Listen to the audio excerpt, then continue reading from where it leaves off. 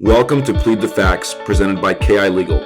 On today's episode, Michael Iakovou, co-founder of KI Legal, is joined by Josh Berger, commercial broker at Bobrow, to discuss commercial retail trends in the hospitality, cannabis, and office spaces. Hi everyone, I'm Mike from KI Legal. I'm joined today with a good buddy of mine, Josh Berger from Bobrow, a commercial real estate brokerage here in New York City. I know Josh a bit now. He actually helped us structure this deal for our headquarters here at 40 Wall Street, the entire 49th floor. So I'm excited to have you on today. As in the title, we're going to be touching on a variety of different issues, a variety of different spaces. Sure. Ones that are very cutting edge, ones that are going through a tremendous fluid point in time, Sure. Especially with the changing markets here in New York, federally, but also here in New York. And just by city, it's like crazy the difference that you're seeing specifically in like office space here in New York as opposed to San Francisco. Oh, right? sure. Yeah. We'll get into all of that. As I said, I've known Josh for a long time. Josh, you want to say a couple words about yourself and what you do? Yeah, absolutely. So my name is Josh Berger. I'm vice president at Bobrow and Company. We're a real estate company here in New York City. We focus only on representing tenants for their real estate needs. So I met Mike a few years back. We've been lucky enough to work on a deal together. And now we work on many more deals together, and I'm happy to be here. Thanks for having me. A couple deals, as I said, Josh represented us, and then naturally, again, just like everything in life, there's good lawyers, good doctors, and good brokers. And Josh is definitely a very astute, good broker, one that brings value to the deal, and I really do mean that. It's a pleasure working with you. Appreciate it. And I'm excited to have an open conversation on what is going on in New York City's real estate world. It's crazy. It really is crazy. I mean, there's a lot going on. For me, it's wonderful because I have an opportunity to kind of educate people on what's going on. You read a lot of things in the news. So most of it is not true. Most of it's not true. And somebody told me something a few years ago. Once you read something in the news, it's already 8 months old. True. Right? Because the reality is that anybody on the cutting edge of anything, right, they're going to be creating a situation where they're holding knowledge back in order to create value for their clients, right? So a lot of the things you read in the news, as we know, is also, it's just meant to grab eyeballs, right? It's doom and gloom. Doom and gloom, right? Which it's not very much my perspective. I'm a very optimistic person, but I'm also a realist, right? And so that's how we're looking at the different trends, whether it be hospitality, whether it be office space, whether it be the cannabis space, right? So these are all different things that are happening in different ways, and things adjust fairly often. Every few weeks there is usually a different perspective, and as you know, each case is so different, right? There's no, just like when your clients call you, there's no one answer that's going to answer anything. Never, right? And so it's very much the same. So hopefully we can shed some light today on some of these trends. Yeah. So it's no secret, KI Legal focuses the majority of our practice on representing hospitality groups, from your single store operator to your major operator with 10 or more locations, and then also real estate family offices and private equity firms, specifically in the real estate space. So it's a nice balance of different types of fund transactions, definitely sophisticated transactions. You'd be surprised how sophisticated these hospitality transactions can get, from corporate governance, joint venture agreements. Obviously, you have your liquor licensing and your SLA components, along with your commercial leasing, venture financing. So you're tuning into the right podcast if you want to get high level, next level foresight on what's going on, and as it relates to those two spaces. Yeah, and one thing I'll just add, as you're mentioning those crucial items, local law 97, right, is coming into effect. Sure. That can have a major impact if you're not covered in your lease, right? If you're not writing in language to make sure that cost isn't passed along only to the tenant. Right. Why don't you tell them a little bit about what so basically local law 97 is an energy consumption law that basically is going to affect 80% of the buildings in Manhattan. Yep. It's a good law in that it's trying to do something good, but it's a really challenging law. And that's what we see all the scores on the outside of buildings, exactly. Right? And the irony is that so many of these buildings that have gone up that are new buildings actually don't comply with these codes. Yeah. Right? And that's going to be a really big problem. Because they were designed 10, 15 years ago, exactly. Right? And it takes a long time to build anything in this country. Exactly, and to say the least. Yeah. And starting in 2030, a lot of these laws are coming into effect in a much more significant way. Yeah. That's not that far away. right? It sounds not. far, but you're talking about most lease commitments, 10, 15, 20 years. Correct. Is a big deal. So, there are different things that you can, as Michael can talk about more than I can, things you can put in the language of the lease that kind of shares the responsibility. We're not saying we don't want to be irresponsible at all, but it shouldn't be a tenant's responsibility to comply with a code that's for a building that they don't own. Right. If you're an owner, there's different ways you can look at it to make sure that that risk is spread proportionally through your building. Yep. Right. Agreed.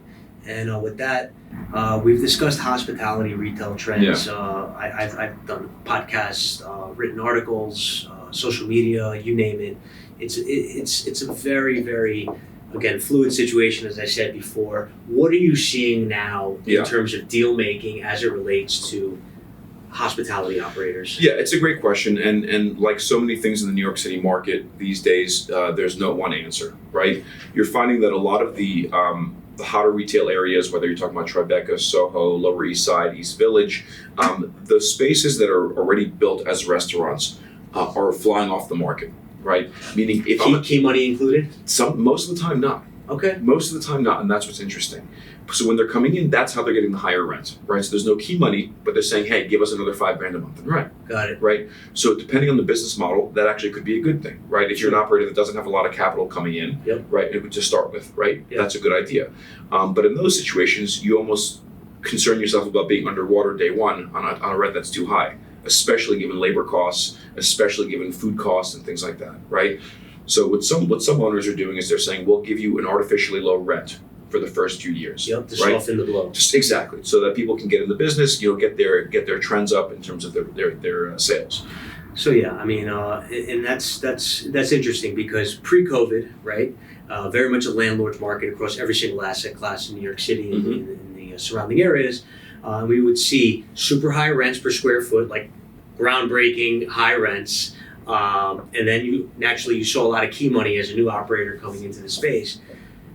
Again, I'm not a future prognosticator here, Miss Cleo, as they say, but the next natural point, as God willing, the market stabilizes over the next 12 to 24 months, we will start seeing more key money deals. Absolutely, absolutely, and you're already seeing that, for newer space, right? If a new space is coming in, the landlord's offering people money to build it, right? So if you're getting built space, it's the other side of that coin, right? And that'll depend. It really, again, it's so case specific. It is case specific, and it's also point in time specific. Right. So again, like as I said before, 24 months ago, it was one way. During COVID, right, it was another way. Now we're seeing something different. What's interesting, and we were discussing this prior to starting this filming session, is with the advent and the kicking in of EIDL loans that are going to have to be paid back Q4 of this year, 2022, that is another thing that might not have been built into an operator's underwriting, right? That's right. So again, and even though those payments might not be a significant payment, right, in terms of a monthly obligation relative to other things, it's not insignificant. It's not. I mean, even if it's $3,000-$4,000, right? You have somebody who took out an EIDL loan for $1 million, which a lot of operators did. And then it's good that they got it because that's how a lot of them survived. Yes. Right. But now with the labor market being where it's at, yeah, hard to find good workers, and if you do, a lot of concessions on the employer side. Yes. Right. Food costs, supply chain issues. Your chicken that cost X cents a pound or dollars a pound now costs this, right? And it's a direct reflection of what's going on in the world in supply chain. We still have supply chain issues. I mean, it's like. I mean, my opinion is that we haven't even seen the peak of supply chain issues. Yeah. I have clients who source food from around the world, and a year and a half ago they said food prices are going to double in the next year. They haven't doubled, but they continue to go. Right, and then we didn't even discuss the big I in the room, which is not me. It's inflation, right? It's inflation is. You're talking about your inflation and your ego. I got it. Okay, cool. Big I. Understood. But yes. So going back to fluidity of markets, when these EIDL loans kick in, it's like the thing that breaks the straw that breaks the camel's back, right? It could potentially. So maybe we see a jettison of operators, right? They have to fold because the economics no longer make sense. Right.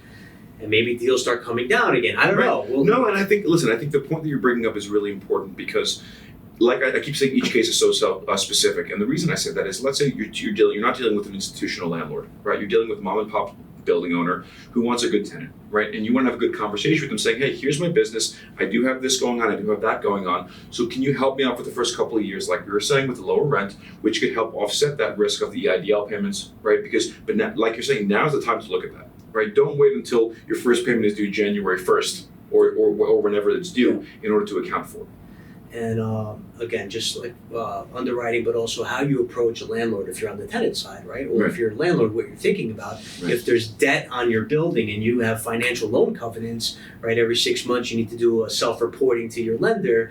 One of the things that they're going to want to see, the lender that is well, what's going on with the cash flow of the property? Mm-hmm. What rents do you have in place? What leases do you have in place? And if you find an operator, again, the savvy broker will look up the building in advance of negotiating, That's right. and he or she will know if that place has been vacant for 8 months because of COVID and there is debt on the property. Mm-hmm. Maybe you shave a couple percentage points off Right. of what your client's willing to pay. Correct. Absolutely. And that's, I keep saying it depends, because I can tell you that there's a building here and a building next door, and there'll be vastly different deals on several different points, right? And so the important thing is to look at your situation for what it is and speak to the right professional, whether it's an attorney to look at your lease. Because I have people who call me all the time and they say, oh, can you look at my lease and find X, Y, and Z? I'm like, I'm not that guy. Like, I can tell you about the business points. I can tell you about whether or not it's a market deal. But you got to talk to Mike to find out whether or not the legal language either constricts you or gives you flexibility, right? What are you seeing with respect to, again, I know it's very market specific, but like tenant improvement, landlord participations, free rent periods? Yeah, so I'll give you, I'm trying to give an example without using an address because I'm negotiating something right now, but let's say it's something that's... Keep it all confidential. Yeah, exactly. Let's say the building that was relatively recently built, right? And there's only a small amount of vacancy in their retail, right? The point for this owner is not the highest dollar per square foot, it's the correct tenant in the space that's going to best represent the building. And the team. And no, I'm saying best represent like the building, right? So it's like if it's an office building, for example, right? You don't want, a deli selling joints, right, at the base of your building, right? And so there are other landlords that might say, I don't want to give you any TI, take it as is. I'll give you an extra month of free rent, but I'll reduce your rent, so that you can pay for your improvements. That's on the retail side. On the office space side, concessions are through the roof. Concessions are like, it's a tenant's market. It's only going to continue to be a tenant's market. I do my best work in a down market because I'm a tenant rep, right? So more value. We'll get into office space in a little bit. True. Sorry, got ahead of myself. But again, hospitality. We discussed the city, the borough of Manhattan. What are you seeing in Brooklyn, Williamsburg area? Great question. So Williamsburg, Long Island City, Williamsburg is on fire. Williamsburg still on fire. Like you on Bedford. So vacancy rate, lack of inventory. It's lack of inventory and an increase in value, right? I actually live in Williamsburg, so I'm one of those bougie kids who lives in Williamsburg. Who, guess what? I like convenience, and we're willing to pay for it. So retailers know that, and so they're paying to be there. If you look at, like, let's say you get off at Bedford off the L train, right? There were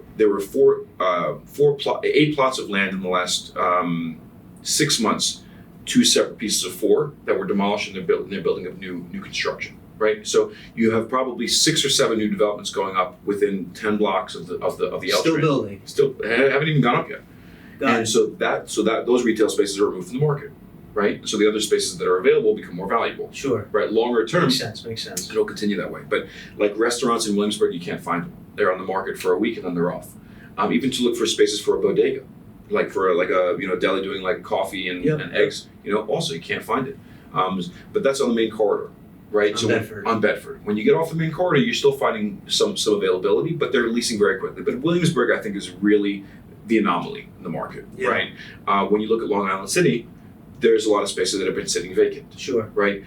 There's a restaurant that hit the market for the first time in 20 years. I'm not going to tell you what it is, don't worry. Because I'm negotiating that too. But I like giving my perspective from experience. He's everywhere, man. He's everywhere. I try. No, but listen, I think that's the other thing. I want to make sure to say this. I don't want to contextualize my experience, and extrapolate that. I do want to contextualize my experience, and I don't want to extrapolate that my experience is the market, right? I'm very active, so I see a lot what's going on. But again, it's just my opinion. I always like to put it out there like that.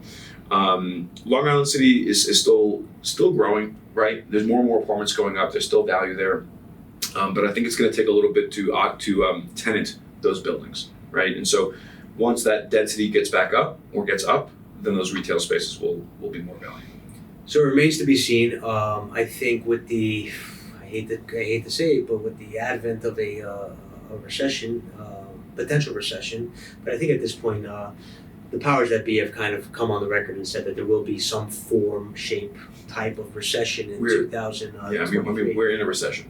Yeah, if you look at the indicators, by definition, we're in a recession. The confusing part to me is that you have kind of like the stock market, which is, I mean, today it's doing well, but the stock market, which is not doing great. But then you have a lot of small to medium-sized businesses that actually are doing very well. Yeah. Right. Those who survived COVID, right, came out stronger. Sure. Right. So that's the irony for me is you're seeing so much talk about how terrible the market is, but we're seeing a lot of business. Let me ask you this, because during COVID, and I like to consider COVID past tense at this point. I agree. We, KI Legal, and by extension you, saw a lot of operators coming up from South Florida, from Miami, places that have not been affected in the same way that New York was, for all intents and purposes.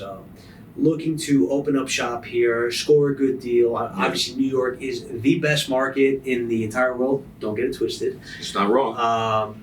But listen, if I'm a Miami operator and I've been doing great for the past 24 months, making money hand over fist because all of the well-to-do New Yorkers are coming down and spending money like it's going out of style. Naturally, if I can score a deal on a down market up here, right, leverage. A good opportunity. Are you still seeing that? You're seeing some opportunities, but they're no longer so negotiable, right? And so what you're doing. Are you seeing operators from? Oh, I see. Not so much anymore. Not so much. Not so much anymore. I think you have smart money everywhere. Who says there might be an opportunity? I'm going to jump in. The reality is that most people it's the first movers in that space who got first to market who got those deals, right? It's the people who were signing deals in August of 2020, right, or in early 2021. 21, yeah, sure. Those are the people that got the value, and it's like anything else. I was like, oh, now I'm here and I want the deal. It's the same thing as people from an investment sales standpoint trying to buy office buildings in Manhattan, right? People will call me, oh, I can get it at 80 cents on the dollar. I'm like, we're talking about New York City. We're not talking about Ohio. The value will always remain here. You're buying the bricks. You're never going to find, from an investment sales standpoint, such a great deal all the time. But it's going to be a safe deal. But it's going to be a safe deal. Sure. Correct. Because you know where you are, right? You're not buying a deal at a 7 cap or an 8 cap. You're buying a deal at a 3.5, 4 cap, hoping with a little bit of upside with rent growth over the time. It's crazy. It's crazy, but it's New York City. That's why personally, and a lot of my friends and partners, we don't invest in New York. And that's why rent stabilization and all that stuff. That's destroyed market classes. You're not wrong. Yeah. You're not wrong. And then when you can't increase your rents, listen, it's chicken and the egg type thing. When you can't increase your rents, you can't put money in, renovate the spaces. Sure. Right? Well, I mean, there's no incentive to. Right? Correct. And so it's a chicken and the egg thing, and that's a whole different conversation. But I like to invest in multifamily that's not in New York. Yeah. Let's put it that. I hear you. So I think the main takeaways from this is, if you are a hospitality operator, whether from out of state or in New York City, there are a lot of considerations to address, and it starts with having the right team. So if there's any further questions, feel free to reach out to either me, Michael at KILegal.com, or Josh. It's JBerger at NormanBobrow.com. NORMAN. B-O-B. Okay, you're gonna. We'll put his information in the information. No, but I agree with that. Use the resources that you have. Michael's not gonna say, oh, you didn't hire me, so I'm not taking your phone call. No, you have a question, give him a call. He's done it with me. He's done it with friends of mine. He's done it with clients of mine. I'm the same way, right? I agree with you wholeheartedly. Talk to the professionals. Absolutely, that's why they're there. Yeah. So stay tuned, and there'll be more to come. Promise that.